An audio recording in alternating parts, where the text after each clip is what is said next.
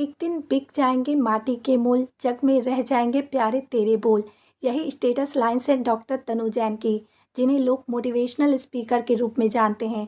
Doctor तनु जैन की success कहानी काफ़ी अनोखी है। वो आज लोगों के लिए मिसाल हैं।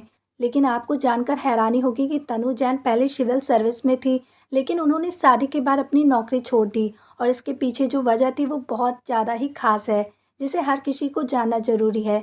दिल्ली की रहने वाली तनु जैन स्कूली जीवन से काफ़ी होशियार थी। हालांकि तब उनका मन किताबों से ज़्यादा खेलने कूदने में लगता था।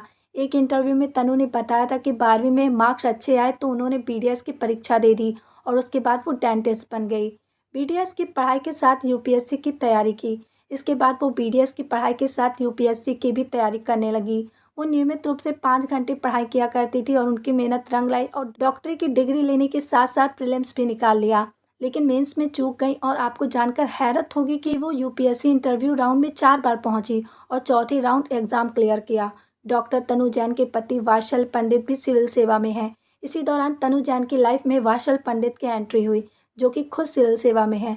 दोनों की दोस्ती प्रेम में बदली और दोनों ने घर वालों की मर्जी से शादी कर ली। इन शादी से दोनों को एक बेटा राजवर्धन है। तनु ने प्रशासनिक सेवा की नौकरी 7.5 साल की और अचानक से एक दिन उन्होंने नौकरी छोड़ दी। उनका ये फैसला सभी के लिए चौंकाने वाला था। हालांकि उनके इस फैसले में उनके पति उनके साथ थे।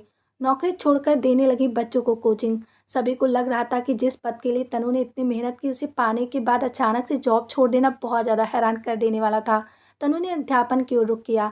दरअसल वो लोगों को यूपीएससी से जुड़े टिप्स देती थी। वो बहुत मॉक इंटरव्यू कराती थी, इसलिए इस एग्ज़ाम में बच्चे कहाँ फेल होते हैं ये मालूम था और इसी वजह से उन्होंने बच्चों को कोचिंग देने का फैसला किया। मैंने अपने दिल की आवाज़ पर काम छोड़ा, डॉक्टर जैन।